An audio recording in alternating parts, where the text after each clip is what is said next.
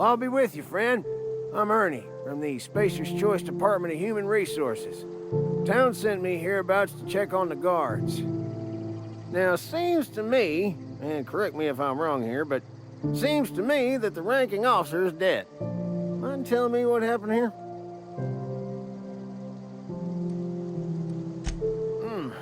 Altercation, you say? Shame as that goes. Spacer's Choice policy strictly prohibits dying during work hours. Guess I'd better get to cleaning up. Can't just leave company property scattered about, bleeding out on the dirt.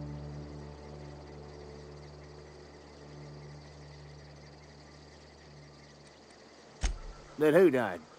Oh, right. Yeah, well, we do need all the hands we got, what with folks in Edgewater dropping off like sissy pig tumors. Less competition, though, come promoting time. You don't want to amble on over to Edgewater at your earliest convenience.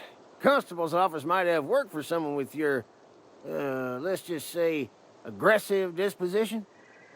Oh, and be sure to stop by the Edgewater Provisioner for a can of salt tuna. It's not the best choice, it's Spacer's Choice. Don't get paid bits to chat with strangers. You want to chew the rag, go talk to Silas over by the cemetery.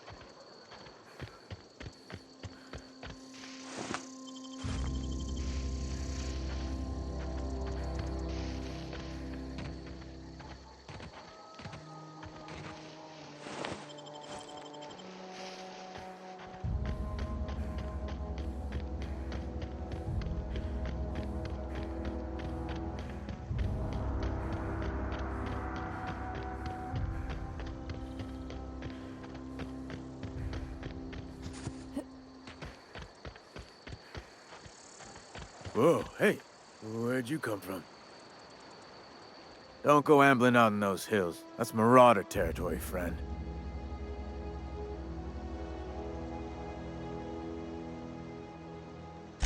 Ain't safe out here. You'd best head into town. Avail yourself of Edgewater's high walls and low prices.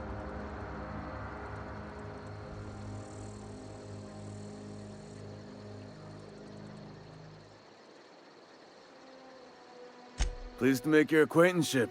I'd shake your hand, but I've been hauling corpses. You don't want none of that on you. Name's Silas. Junior in humor for the town of Edgewater. We're all part of the Spacer's Choice family.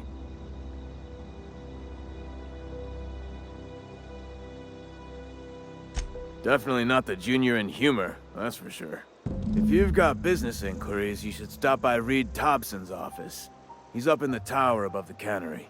Head into town, follow the road. Look, you obviously ain't a worker. What's your racket? You a smuggler? Freelancer?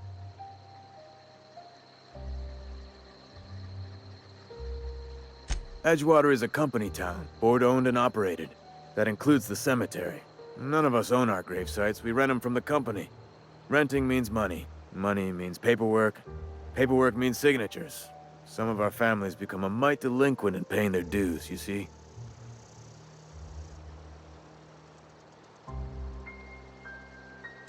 4 workers still haven't paid up. Phyllis, Conrad, Ludwig, and Martin Abernathy.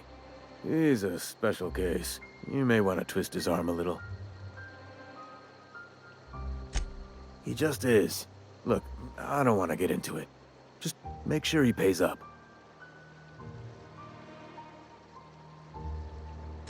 Conrad's got a barbershop in town. Phyllis works at the cannery most hours. Abernathy... I ain't seen him in a few days. His domicile is near the cannery. You'll find him in town. All except Ludwig, that is. He's over by the landing pad. Yeah?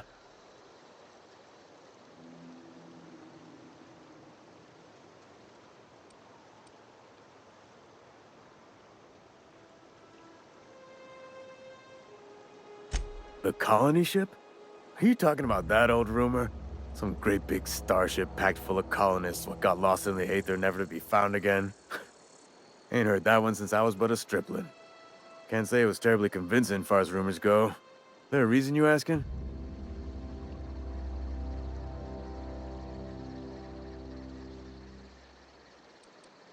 Something I can do for you?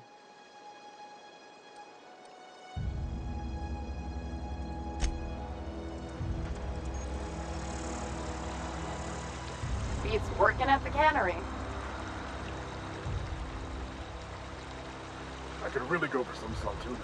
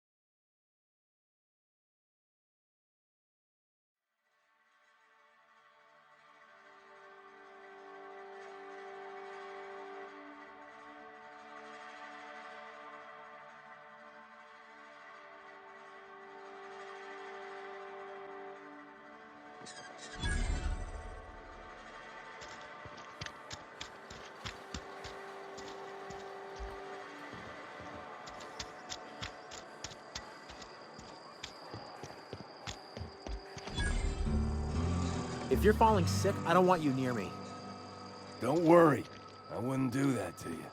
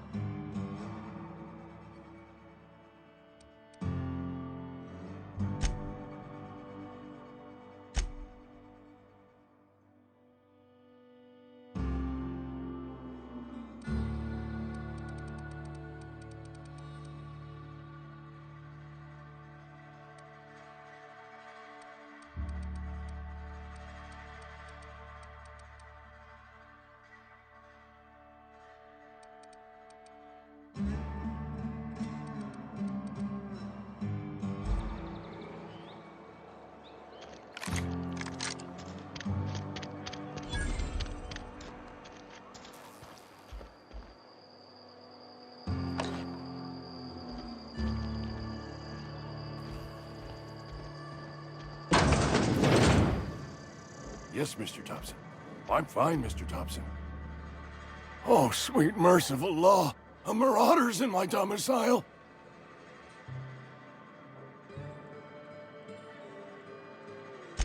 There a reason you're running around outfitted like one of those monsters? Did Mr. Thompson send you to put the fear in me? Well, you tell Mr. Thompson I'll be right at my post. Tomorrow. Bright and early tomorrow. Because I'm definitely not plagued. As spry as a spring chicken. That's old Abernathy.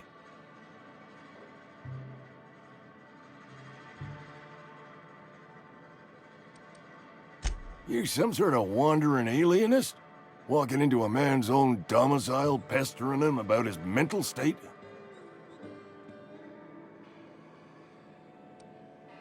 Silas knows, doesn't he? That's why he sent you. That's why he wants me to pay up. He knows.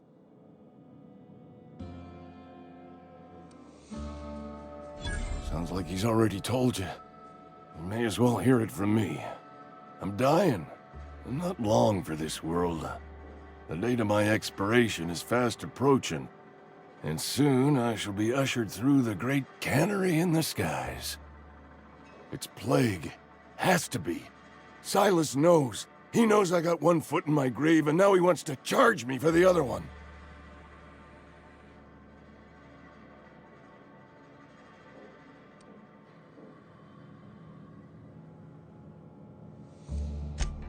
I'll pay your fees. I don't want any trouble from Silas. But if you could see a way to freelancing for me, I could really use the help. There's a cache of anthracillin tucked away in the old community center. Powerful stuff. Stronger than what we got, anyway. I need you to break in, nab that medicine, and bring it back to me.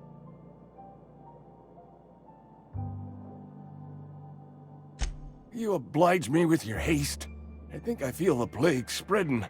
Oh, Law, it's in my spleen now. I can feel it. Just keep your head down when you're in there. Marauders have taken over. Probably tracking mud all over the archives.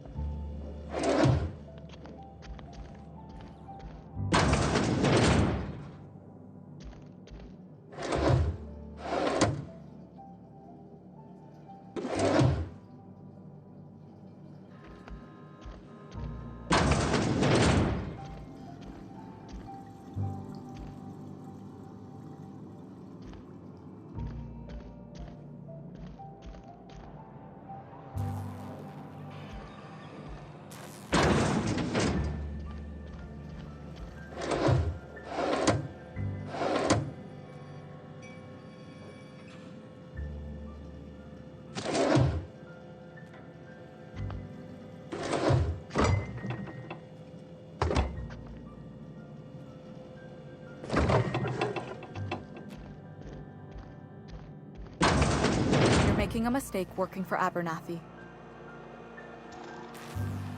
Excuse me. I'm Esther Blaine, Spacer's Choice Actuary. I overheard your talk with Abernathy. I hope you're not thinking about getting him that medicine. Abernathy is a well-known hypochondriac. Anthracillin is wasted on him. You're better off selling it to me instead.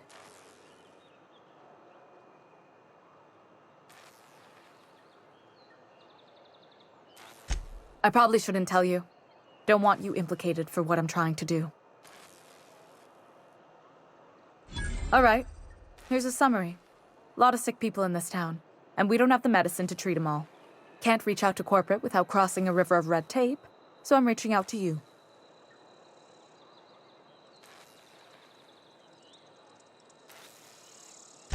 I'm paid better than Abernathy.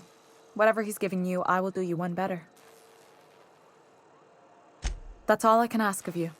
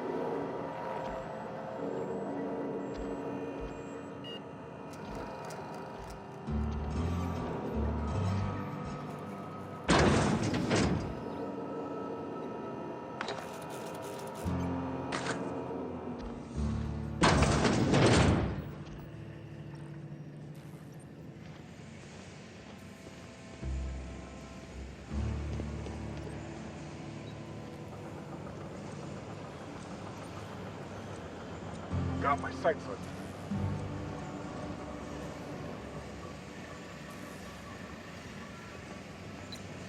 you. You the new worker? Whatever. Make it quick, Tenderfoot. I'm busy.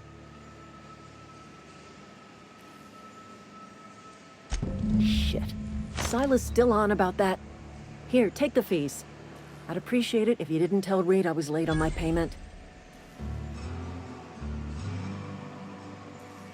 Because they're not my fees and not my gravesite. Guy I worked with shot himself. I paid the bill.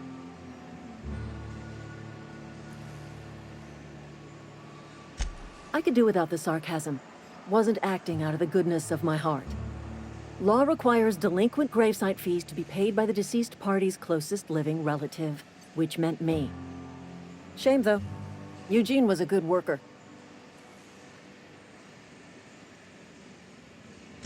Woke up one morning and put a round through his upper story. Can't imagine why. The kid was doing all right at his desk. We all thought he was an upstanding receptionist. Just between the two of us, I'm pretty shocked his weapon didn't misfire.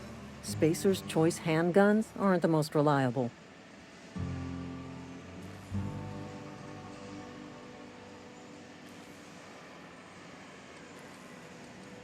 Not half as awful as the bill Eugene left us with. Suicide's a crime. The legal term is irreparable damage to company property.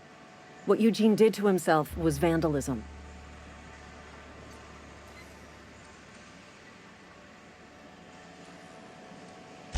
When one of your workers commits a crime, the entire town pays for it. In other words, Edgewater would have been penalized pretty hard.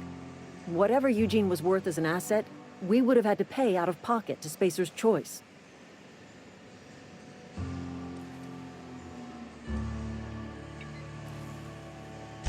Look around.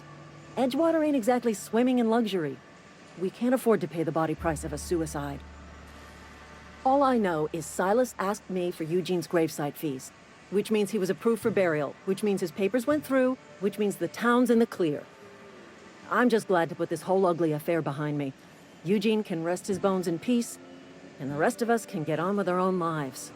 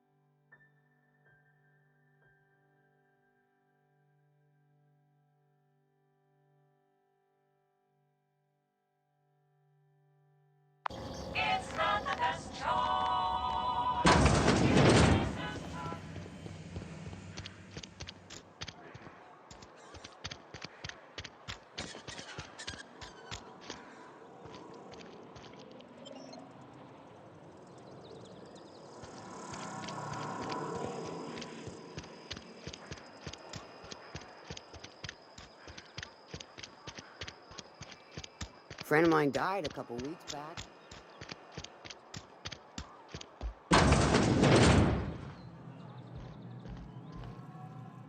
Merciful law. Is that a marauder's outfit? I don't want you wandering into my shop wearing something you've lifted off a corpse. Please don't touch anything. Your hands are probably crawling with germs. Physical hygiene recapitulates moral hygiene. Cleanliness is next to lawfulness.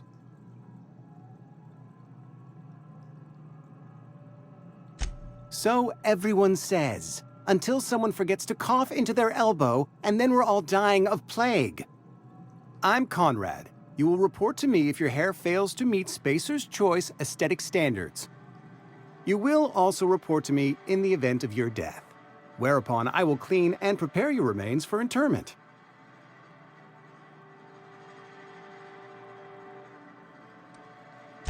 Ah, gravesite fees. Silas and I had talked about this at length. I thought I'd made it clear my pecuniary situation precludes the necessary restitutions.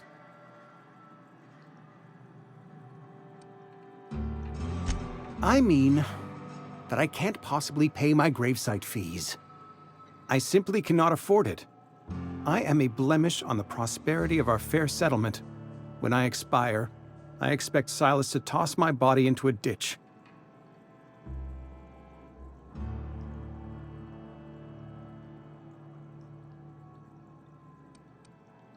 Thank you, no. I despise the cereals. Tell Silas I can't afford to pay, and that I fully expect to have my medical rights revoked for this dereliction. With my apologies. Some time ago, I fell ill with the plague. By the grace of the law, and through my own hard work, I'd proven worthy of treatment. Frankly, I don't imagine I'll earn that right a second time. The barber work hasn't been profitable, you see. I've had to keep this old place running with my own savings.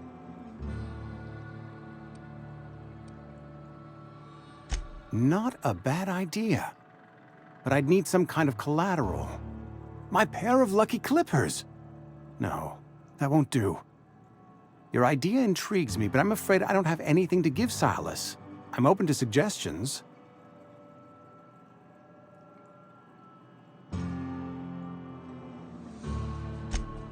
Much obliged.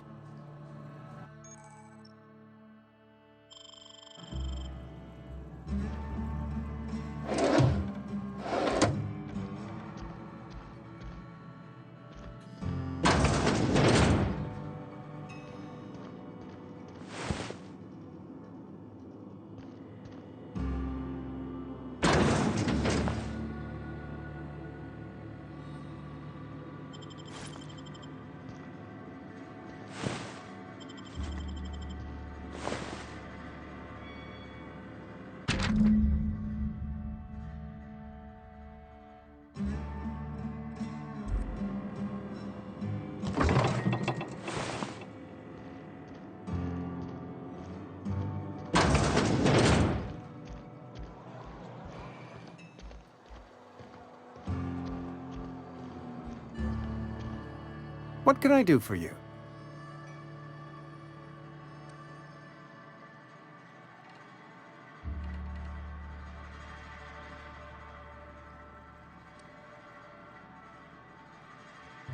Oh? Am I in the company of a fellow doctor?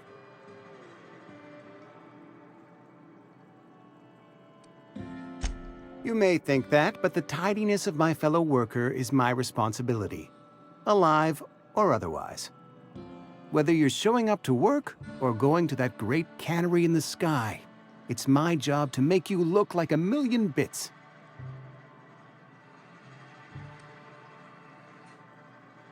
You know about Eugene? How?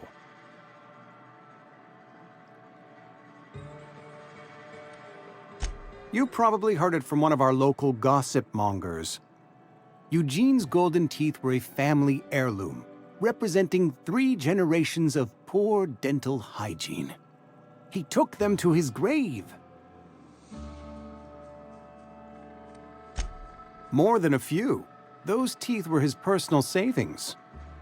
I can't ask Silas to dig up a man's body and pry a few teeth loose from his jaw just to pay my bills. Can I?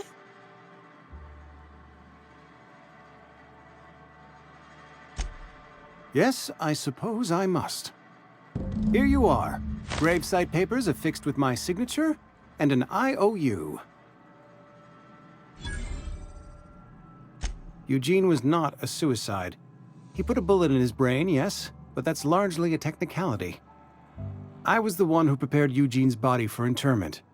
I discovered symptoms of the plague on his corpse, and I discovered medicine in his pocket. Lots of medicine. Eugene overdosed on adrenatime, which is known to cause psychosis and paranoia as possible side effects. The paranoia drove him to take his own life.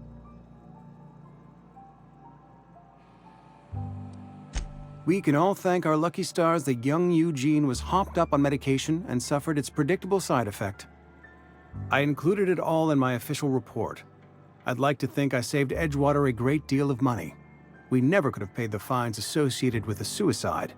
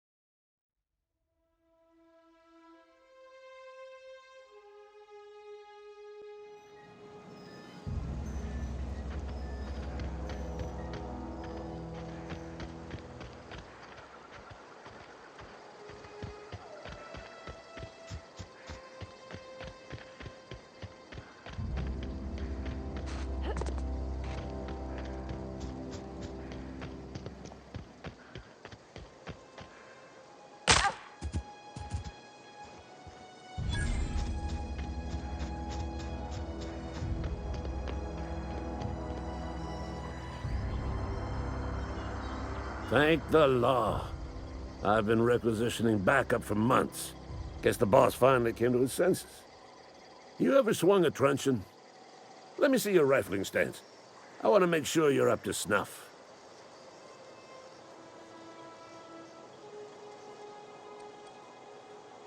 I told Silas I'd pay my dues if he agreed to join the resistance. Guess this means he's finally heard the calling.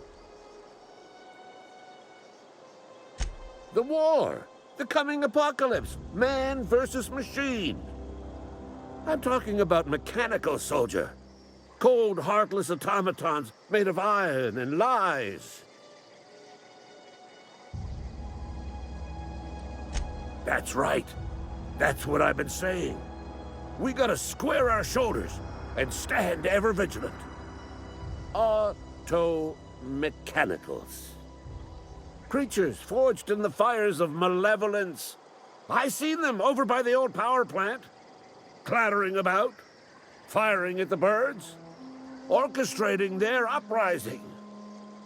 When the swarms of mechanicals come clanging on over that hill, where will you be? Cowering beneath your cot? Or standing, shoulder to shoulder with the resistance?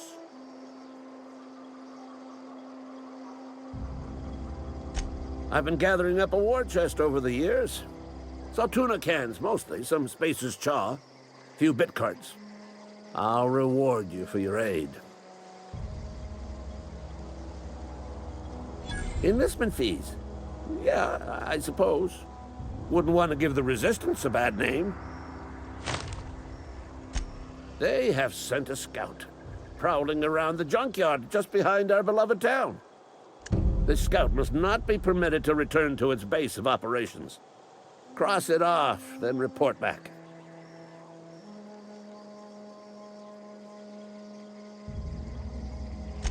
Mechanicals got a weak spot in their midsections. I think the technical term is, the blue glowy square thing.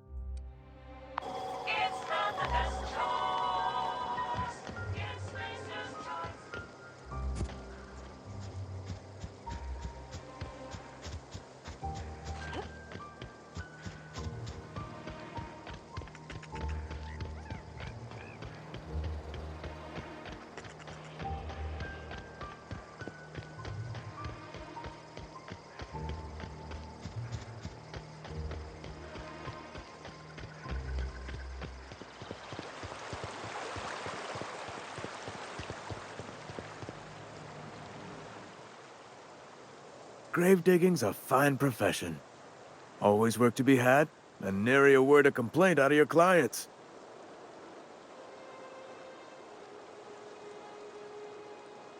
You run into any trouble? Reliable work from a freelancer. That's gonna take some getting used to.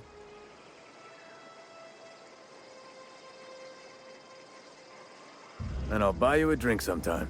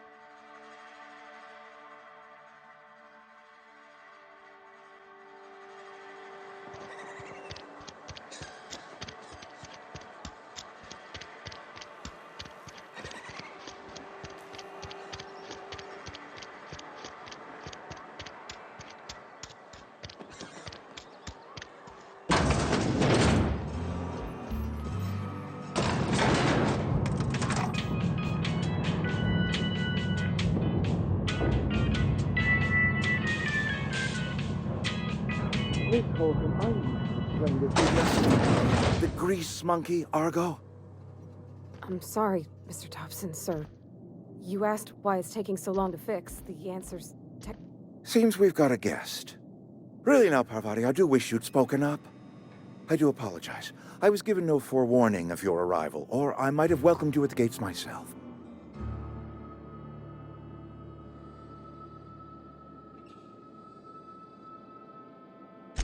I'm Reed Thompson, Outpost Administrator. I must say, wearing a Marauder's outfit is in very poor taste. I do wish you'd show your uniform a little more respect.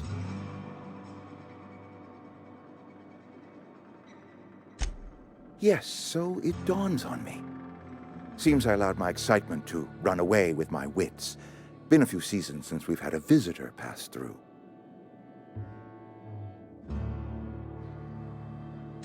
only regulator we got is hooked up to the town transformer. Mr. Thompson ain't liable to be keen on dismantling it. I beg your pardon. I am most emphatically not keen on any such thing. I can't let you have our power regulator. But I happen to know of another one. And I happen to know exactly how you may retrieve it without frying yourself in the process.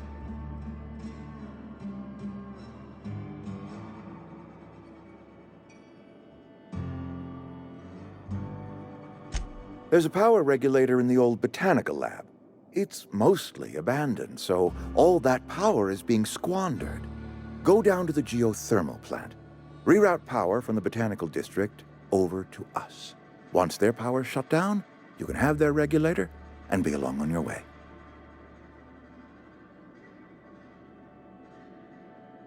I was not entirely sure how to tell you this. The botanical labs are not legally inhabited, but there are people who live there.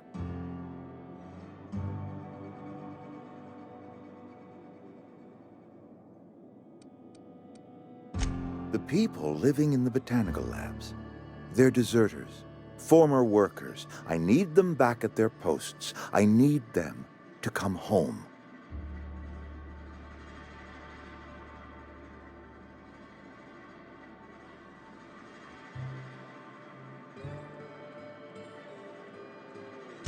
My hope is that by cutting off their power, you will convince those deserters to come back to town. Before you go to the plant, I want you to stop by the botanical lab. Speak to their leader, Adelaide. Tell her the power's about to go, and that it's time her band of deserters came back to town.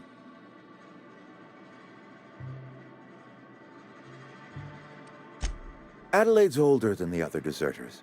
She's dignified, kindly. From what I understand, her camp looks to her for leadership.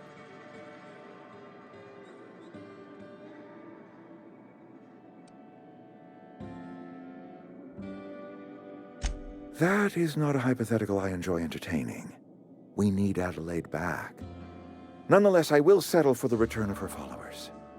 We belong to one community, the Spacer's Choice family. If we dissolve into factions, then we will all perish separately. Adelaide will understand that.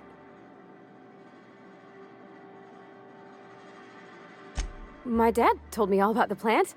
Taught me all he knew. I could come in useful. I mean, if that's all right with you, Mr. Thompson. Sir. I hesitate to part ways with Miss Holcomb, but I cannot deny that she is talented and may prove useful to you. You will need an administrative passcode in order to enter the plant. I am trusting you with mine, and trusting Miss Holcomb to guide you if you'd like.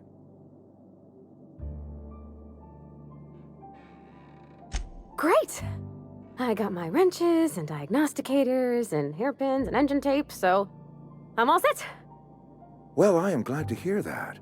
Best of luck to you, and thank you again for your help. It is a lot to ask of a stranger, I know.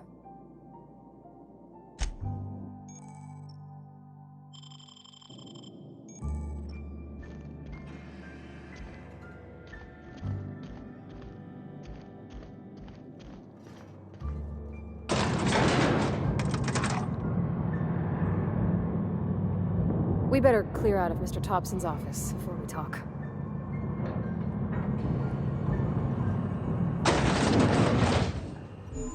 We better clear out of Mr. Hey, ma'am, can we talk? Sorry. Got a sec? Sorry. You just want to get out of here. And you likely don't want to tag along like me. It's just, Mr. Thompson has his own view on matters, on account of it's his job and what all, but that's not the only side of the tale. To Mr. Thompson, a person's a gear. It does its job quiet-like. If it squeaks or stutters, it gets replaced. The deserters are decent folk. I knew some of them before they left.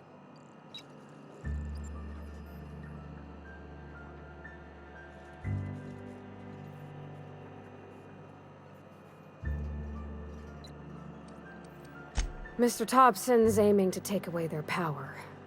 They'll have no lights to see, nor heat to cook. They'll be at the mercy of marauders, or worse. It don't seem right to me, ma'am. I think you should talk to the town's vicar about it. Max, his name is.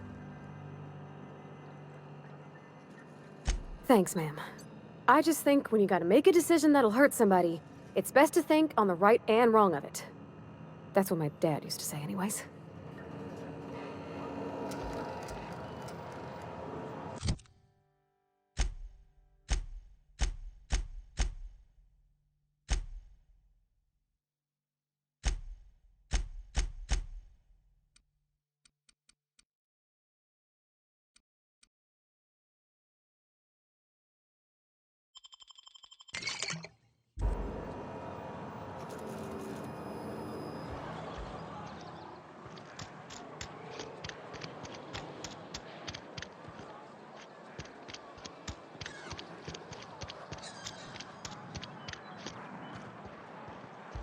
I've always felt weird in here.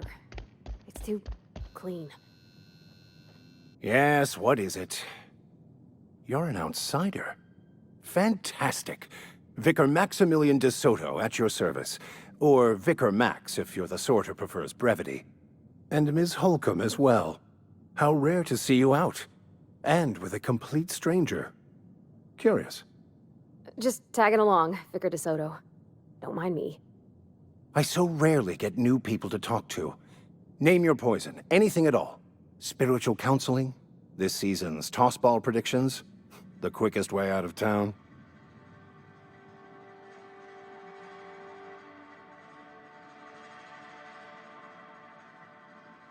But what? I thought you would talk to him. You wanted to speak to me, Ms. Holcomb? Every time I've tried to engage you in conversation, you look at the floor, answer in single words, and slink away. I can't imagine what would be so grave as to drive her to my mission. What has Mr. Thompson asked you to do?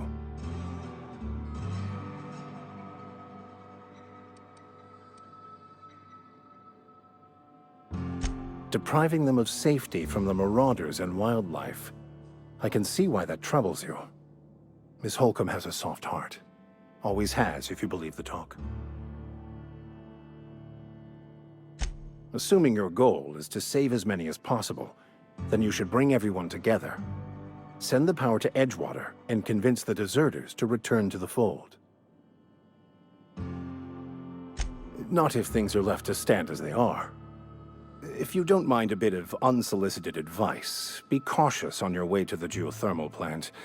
It is not as safe as you might assume. One of the reasons I transferred here was to fulfill my duty in hunting down banned heretical texts. I happen to know such a book is, as we speak, tainting a collector's library in Emerald Vale.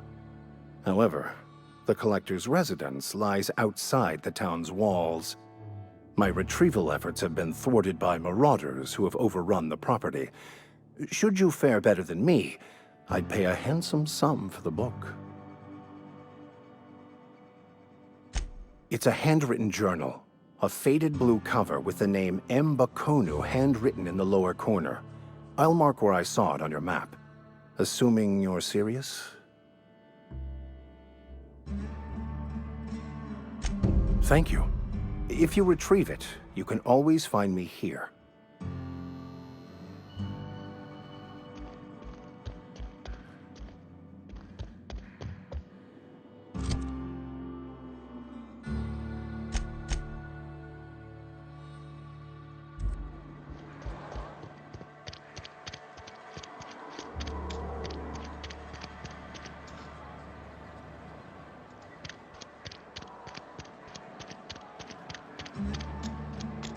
Sorry, I'll just be a minute.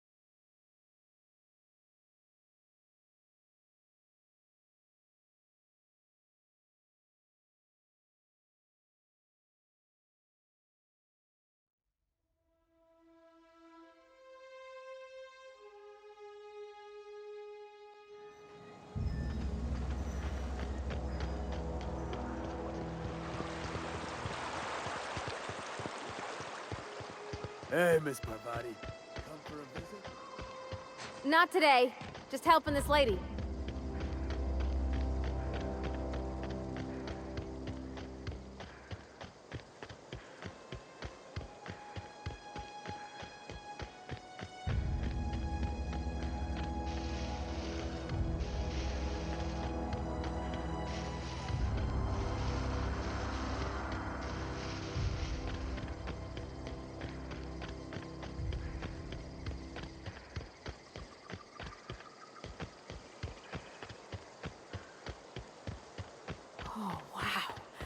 If I'd been able to get out here, I so would have stripped this for parts.